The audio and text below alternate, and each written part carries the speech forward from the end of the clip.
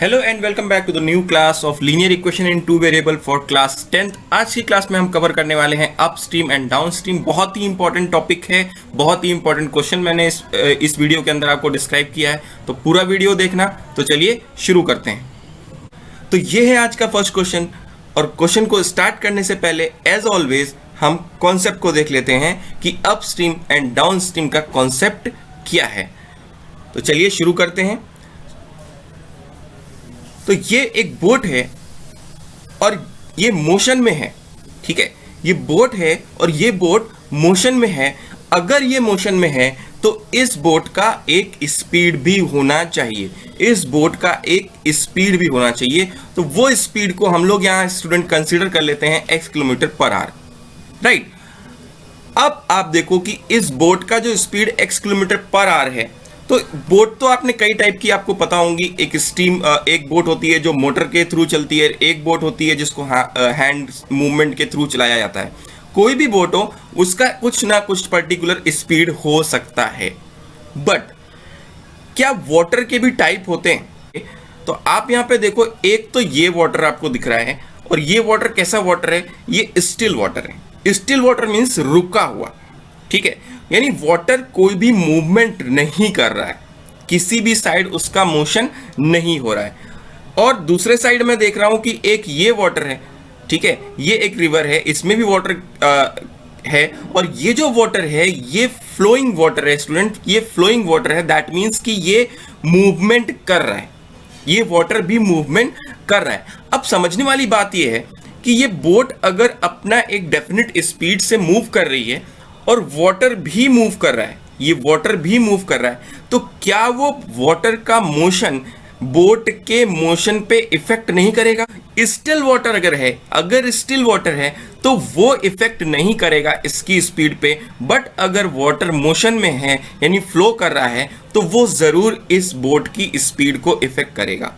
तो चलिए ये समझते हैं कि ये जो वाटर है जो कि मोशन में है, वो इस बोट की स्पीड को किस तरह से इफेक्ट करने वाला है, राइट। नाउ सपोज ये जो वाटर है, ये जो मूव कर रहा है, इसका भी तो कुछ स्पीड होगा, और वो स्पीड को मैं लेने वाला हूं y kilometre per our, y kilometre per our. अब यहां से कॉन्सेप्ट को बहुत ध्यान से समझना कि ये जो वाटर मूव कर रहा है ये इस बोट पे इफेक्ट करेगा, और टू टाइप से ये इफेक्ट कर सकता है।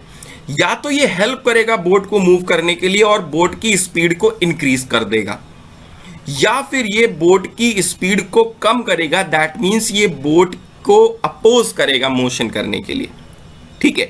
और वो चीज जो डिपेंड करती है कि ये हेल्प करेगा या फिर अपोज करेगा, वो डिपेंड करती है स्टूडेंट डायरेक्शन पे। स्टूडेंट डायरेक्शन में टू टाइप से ये इफेक्ट करेगी। सपोज करिए कि ये जो बोट है और जो वाटर है वो सेम डायरेक्शन में मोशन कर रहे हैं, सेम डायरेक्शन में। दैट मीन्स कि ये जो वाटर है ये भी आपका इसी डायरेक्शन में मूव कर रहा है जिस डायरेक्शन में बोट मूव कर रही है। अगर ऐसा हो रहा है तो क्या होगा? अगर ऐसा हो रहा है कि वाटर का मूवमेंट और बोट का मूवमेंट सेम डायरेक्शन में है, तब क्या होने वाला है? तब ऑब्वियस सी बात है कि वाटर जो है वो बोट की स्पीड को इंक्रीज कर देने वाला है, बोट की स्पीड को इंक्रीज कर देने वाला है। और इंक्रीज कर देगा तो कितना इंक्रीज कर पाएगा? जितना उसका खुद का स्पीड है। तो अगर मैं बात करूं कि अगर दोनों सेम डायरेक्शन में मूव कर रहे हैं, वाटर एंड बोट दोनों सेम डायरेक्शन में मूव कर रहे हैं, in that case relative speed means कि उसकी स्पीड को कोई इफेक्ट कर रहा है। रिलेटिव स्पीड उस बोट की क्या हो जाएगी? x plus y kilometre per our हो जाएगी, ठीक है। सिंस जो बोट था उसका स्टिल वाटर के अंदर यानी कि रुके हुए पानी के अंदर जो स्पीड था वो x किलोमीटर पर आवर था, और करंट वाटर कुछ भी हम बोल सकते हैं, करंट वाटर स्ट्रीम उसकी जो स्पीड है वो y किलोमीटर पर आ रहा है, इसलिए रिलेटिव स्पीड हो जाएगी सेम डायरेक्शन के अंदर x plus y kilometre per our, right. Same direction में मूव कर रहे हैं। अभी नेक्स्ट अगर हम समझें तो दूसरा जो डायरेक्शन हो सकता है वो हो सकता है अपोजिट डायरेक्शन। अभी ये अपोजिट डायरेक्शन का मीनिंग क्या है? अपोजिट डायरेक्शन का मीनिंग स्टूडेंट ये है कि बोट का मूवमेंट तो इस साइड हो रहा है, बट वाटर का मूवमेंट उसके अपोजिट साइड हो रहा है। अब इस केस में स्टूडेंट क्या होगा, अगर वाटर बोट के मूवमेंट के अपोजिट साइड में मूव कर रहा है तो उस केस में क्या होगा, वो बोट को अपोज करेगा, उसके मोशन के लिए अपोज करेगा, तो जाहिर सी बात है कि वो उसकी स्पीड को कुछ कम कर देगा, और कितना कम कर पाएगा, जितना उसका खुद का स्पीड है, लाइक रिलेटिव स्पीड इस केस में हो जानी है x minus y kilometre per hour. Clear है बात, यानी सेम स्पीड सेम डायरेक्शन में मूव कर रहे हैं तो x प्लस वाई हो जाएगी, और ऑपोजिट डायरेक्शन में मूव कर रहे हैं तो x माइनस वाई हो जाएगी। जो सेम डायरेक्शन आपने पढ़ा इसी को स्टूडेंट हम लोग कहते हैं डाउन स्ट्रीम, इसी को हम लोग कहते हैं डाउन स्ट्रीम। जब वाटर और बोट दोनों सेम डायरेक्शन में मूव कर रहे हो तो उसको हम लोग डाउन स्ट्रीम कहते हैं, और जब वो अपोजिट डायरेक्शन में मूव कर रहे हैं, अपोजिट डायरेक्शन में मूव कर रहे हैं तो हम उसे कहते हैं अपस्ट्रीम। क्लियर, कॉन्सेप्ट को क्लियर करना, बिकॉज इसमें से एक क्वेश्चन आपको 100% आपके एग्जाम में मिलने वाला है, और आज की क्लास में मैं आपको 4 मार्क्स का एक क्वेश्चन बताने भी वाला हूं आगे, राइट। तो डाउन स्ट्रीम अप स्ट्रीम आपको समझ में आ गया, और थोड़ा सा इजी कर देता हूं डाउन स्ट्रीम अप स्ट्रीम को समझने के लिए। आप जब कहीं भी डाउन मतलब स्टेयर से आप डाउन उतरोगे तो आपका स्पीड इंक्रीज हो जाएगा, आपका स्पीड इंक्रीज हो जाएगा, इसलिए आप देखो डाउन स्ट्रीम में जो स्पीड है वो इंक्रीज हो रही है, ठीक है। और अप स्ट्रीम अगर आप उसी स्टेयर्स पे ऊपर की तरफ जाओगे तो आपका स्पीड जो है वो स्लो डाउन हो जाएगा, तो इसका मतलब स्पीड जो है वो डिक्रीज हो जाएगा, और यहाँ पे आप देखो कि स्पीड जो है वो डिक्रीज हो रहा है। तो अप स्ट्रीम डाउन स्ट्रीम आपको क्लियर हो गया हो तो मैं आगे बढ़ता हूं। अभी बात करते हैं क्वेश्चन की, तो चलिए अब क्वेश्चन को देख लेते हैं कि क्वेश्चन क्या कह रहा है। क्वेश्चन कह रहा है a sailor goes 8 kilometre down stream in 40 minutes and return in 1 hour. अभी अगर डाउन स्ट्रीम वो गया है तो वापस जब वो आएगा तो अप स्ट्रीम आएगा, इस पॉइंट को आप माइंड में रखिएगा। फाइंड क्या करना है, speed of seller in still water and the speed of current. Current का मतलब यहाँ पे वाटर से है, इसकी प्लेस पे आपको स्ट्रीम भी लिखा हुआ मिल सकता है क्वेश्चंस में, तो आप ये चीज ध्यान रखिएगा, वाटर हो, स्ट्रीम हो या फिर करंट लिखा हो, मीनिंग सेम है, ठीक है। हमें एज्यूम क्या करना है, सबसे पहले तो मुझे ये देखना है कि एज्यूम क्या करना चाहिए। तो किसी भी क्वेश्चन में आपको सबसे पहले स्टिल वाटर में उसका स्पीड को एज्यूम कर लेना है। अगर बोट लिखा है तो आप बोट लिखोगे, सेलर लिखा हुआ है यहाँ पे तो मैंने सेलर लिखा हुआ है। The speed of seller in still water भी x किलोमीटर पर आवर, और आपको करंट का स्पीड भी एज्यूम कर लेना चाहिए, स्पीड ऑफ करंट भी y किलोमीटर पर आवर। ये मैंने एज्यूम कर लिया। इसके बाद मैं क्या करूंगा, डाउन स्ट्रीम स्पीड और अप स्ट्रीम स्पीड को भी लिख लूंगा। तो डाउन स्ट्रीम स्पीड हो गई x plus y kilometre per hour, और अप स्ट्रीम में हो गया x minus y kilometre per hour. अभी आपने कॉन्सेप्ट में देखा, डाउन स्ट्रीम में प्लस हो जाता है और अप स्ट्रीम में माइनस हो जाता है। तो मेरे पास स्पीड हो गई। अब मैं कंडीशन की तरफ जाऊंगा, तो आप कंडीशन देखो क्या लिखा है, 8 kilometre down stream in 40 minutes. यानी डाउन स्ट्रीम के अंदर मेरे पास क्या क्या हो गया, मेरे पास डिस्टेंस हो गई 8 किलोमीटर, मेरे पास टाइम हो गया 40 मिनट्स, और मेरे पास स्पीड भी है, वो क्या है, x plus y kilometre per hour. और मुझे पता है कि speed is equal to distance upon time होता है, ठीक है। तो मैं यहाँ पे यूज करने वाला हूँ speed into time is equal to distance, वहीं से मैं यूज करने वाला हूँ speed into time is equal to distance. तो according to first condition speed कितना है, x प्लस वाई है, इंटू में टाइम से कर दूंगा, उसका मल्टीप्लाई कर दिया मैं टाइम से, इज इक्वल टू डिस्टेंस हो गया 8 किलोमीटर। बट यहाँ पर आप देखो ये जो स्पीड है वो किलोमीटर पर आवर में है, जबकि ये जो टाइम है वो 40 मिनट्स है। तो मिनट्स को मुझे आर में कन्वर्ट करना पड़ेगा, तो उसके लिए मैंने आर में कन्वर्ट कर दिया, डिवाइड कर दिया इसको 60 से, राइट। इसको हम आगे सॉल्व करेंगे तो हमें मिल जाएगा x plus y is equal to 12, और इसको हम लोग इक्वेशन नंबर 1 कंसीडर कर सकते हैं। तो मुझे मिल गई इक्वेशन नंबर 1। सेकेंड कंडीशन में पढ़ता हूँ, रिटर्न आ रहा है 1 आवर में, सेम डिस्टेंस को कवर करेगा।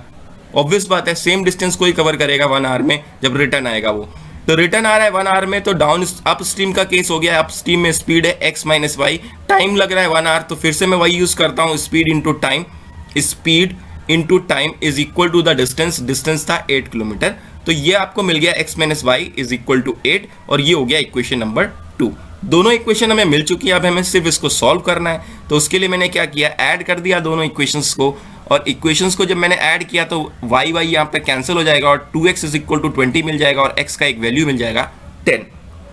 तो आपको इजीली x मिल गया। x को लेने के बाद आप यहाँ पे देखो, आप इसको सब्स्टिट्यूट कर दोगे, ये x का वैल्यू किसी भी इक्वेशन में कर सकते हैं, मैंने इक्वेशन नंबर 2 के अंदर किया है। तो इक्वेशन नंबर 2 में जब मैं सब्स्टिट्यूट करता हूँ x का वैल्यू, तो मुझे मिल जाता है 8 minus y is equals to 8, sorry 10 minus y is equals to 8। तो यहाँ पे देखो x minus y is equal to 8 था, तो x का वैल्यू मैंने सब्स्टिट्यूट कर दिया यहाँ पे।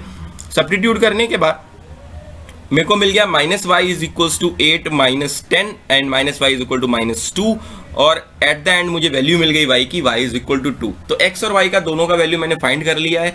अब मुझे बताना था still water speed and current का स्पीड भी बताना था, तो मैंने आपको स्पीड बता दिया। Speed of seller in still water is 10 kilometre per hour and speed of current is 2 kilometre per our. ये बहुत ही सिंपल सा क्वेश्चन था, राइट। आई होप कि आपको क्वेश्चन समझ में आ गया होगा। बट नेक्स्ट जो क्वेश्चन हम लोग करने जा रहे हैं वो स्टूडेंट बहुत इंपॉर्टेंट क्वेश्चन है, और आपके एग्जाम में 99% चांसेस है कि वो क्वेश्चन आपके एग्जाम में आएगा, और वो जो क्वेश्चन आएगा वो 4 मार्क्स की कैटेगरी का क्वेश्चन होगा। So next question is a boat goes 12 kilometre upstream and 40 km downstream in 8 hours.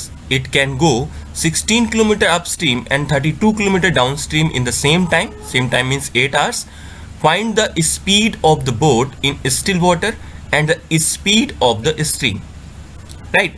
तो अभी तो ये अपस्ट्रीम डाउनस्ट्रीम का क्वेश्चन है, तो मेरे को पता है कि मुझे को एज्यूम क्या करना है। अभी लास्ट क्वेश्चन भी मैंने आपको बताया, तो हम लोग पहले उसको एज्यूम कर लेते हैं, फिर क्वेश्चन को आगे देखते हैं। तो हमने एज्यूम कर लिया speed of boat in still water be x kilometre per hour and speed of stream be y kilometre per hour, और इसके बिहाफ पे हमने कहा कि डाउन स्ट्रीम का जो स्पीड है, down stream speed that is x plus y kilometre per hour and upstream speed is x minus y kilometre per hour. तो यहाँ तक तो हमने कर लिया। अब ये जो क्वेश्चन है ये लास्ट क्वेश्चन से थोड़ा सा डिफरेंट क्वेश्चन है। क्यों डिफरेंट है? क्योंकि लास्ट क्वेश्चन में हमें जो टाइम गिवन था वो अपस्ट्रीम और डाउनस्ट्रीम के लिए सेपरेट टाइम गिवन था, 40 मिनट एंड 1 आवर। बट यहाँ पर आप देखो कि जो 12 kilometre upstream and 40 kilometre downstream, ये टोटल जर्नी करने में इसे 8 आवर्स लगते हैं। टोटल जर्नी करने में 8 आवर्स लग रहे हैं। दैट मीन्स कि हमें टोटल जर्नी का टाइम दिया हुआ है, हमें सेपरेट टाइम नहीं दिया है अपस्ट्रीम डाउनस्ट्रीम का, तो हमें वो कैलकुलेट करना पड़ेगा, जिसके लिए मैं यूज़ करने वाला हूँ speed is equal to distance upon time. ठीक है, उसी को हम यूज़ करेंगे। तो यहाँ पे मैंने लिखा time taken to cover 12 kilometre upstream. तो टाइम के लिए फॉर्मूला ले लिया मैंने, speed time is equals to distance upon speed. तो यहाँ पे मुझे मिल गया 12 अपॉन एक्स माइनस वाई, ये 12 मुझे मिला यहाँ से, ये डिस्टेंस हो गया, और इसमें जो स्पीड था अपस्ट्रीम वो था एक्स माइनस वाई, तो ये स्पीड मैंने ले लिया, डिस्टेंस अपॉन स्पीड मुझे टाइम मिल गया। सिमिलरली अगर मैं बात करूँ 40 किलोमीटर डाउन स्ट्रीम की, तो 40 किलोमीटर डाउन स्ट्रीम में जो टाइम मुझे मिलेगा वो भी मैं कैलकुलेट कर लेता हूँ, 40 अपॉन एक्स प्लस वाई। 40 आपका डिस्टेंस हो गया और x प्लस वाई स्पीड था डाउन स्ट्रीम के अंदर। तो अब मुझे मिल गया है दोनों टाइम, और ये दोनों टाइम प्लस होके कितने होने चाहिए? 8 आवर्स होने चाहिए। तो first condition, according to first condition में लिख देता हूँ कि ये जो टाइम का सम है वो 8 आवर्स होना चाहिए, और इसको मैंने इक्वेशन नंबर 1 कंसीडर कर लिया। राइट, सिंपल सा बात है कि मैंने टाइम को कैलकुलेट किया, डिस्टेंस था मेरे पास x plus y and x minus speed था मेरे पास x plus y and x minus y, distance था 12 किलोमीटर एंड 40 किलोमीटर। तो मैंने टाइम कैलकुलेट किया, और क्योंकि उनका सम 8 आवर्स के इक्वल है अकॉर्डिंग टू फर्स्ट कंडीशन, तो मैंने कंडीशन के अकॉर्डिंग फर्स्ट इक्वेशन यहाँ से जनरेट कर लिया। अब मैं बात करता हूँ सेकेंड कंडीशन की। तो कह रहा है it can go 16 kilometre upstream and 32 kilometre downstream.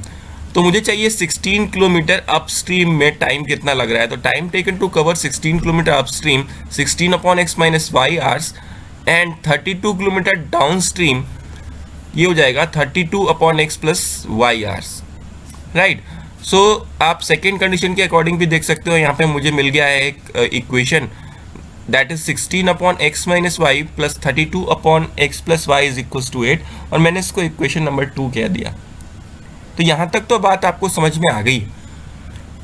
अब चक्कर ये है कि ये जो इक्वेशन है, अगर आप इनको ध्यान से देखो तो ये इनको सॉल्व करेंगे तो कैसे सॉल्व करेंगे? अगर हम एलसीएम लेंगे तो भी हम नहीं कर पाएंगे। राइट, बिकॉज यहाँ पर क्या है कि x माइनस वाई ये फ्रैक्शन में है, और ये भी x प्लस वाई वो भी डिनोमिनेटर में। अगर ये न्यूमरेटर के अंदर रहता तो मुझे प्रॉब्लम नहीं थी, मैं ब्रैकेट ओपन करता एक्स वाई के फॉर्म में मुझे एक इक्वेशन मिल जाती।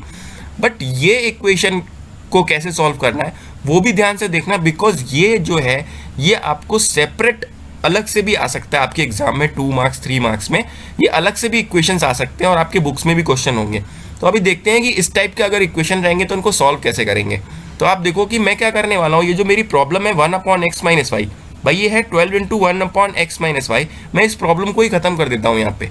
तो मैंने 1 अपॉन एक्स माइनस वाई को पी ले लिया है। सिमिलरली मैंने 1 अपॉन एक्स प्लस वाई का एज्यूम कर लिया है क्यू। राइट अभी मैं ये जो p और q का वैल्यू है ये इक्वेशन नंबर 1 और 2 में मैं सब्स्टिट्यूट कर देता हूँ, सब्स्टिट्यूटिंग इन इक्वेशन 1 एंड 2।